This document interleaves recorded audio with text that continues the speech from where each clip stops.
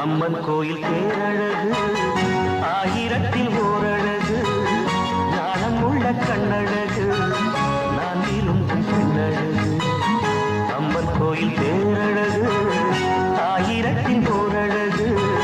ஞானம் உள்ள கண்ணழகு நான் விரும்பும் பெண்ணழகு என்னுடைய